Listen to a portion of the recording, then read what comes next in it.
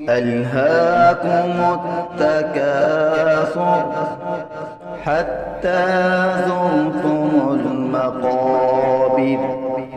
كلا سوف تعلمون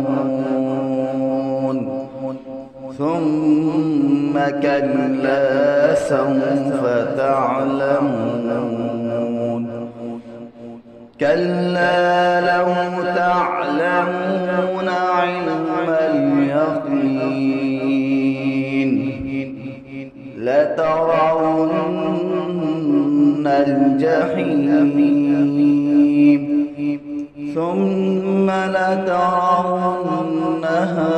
عين اليقين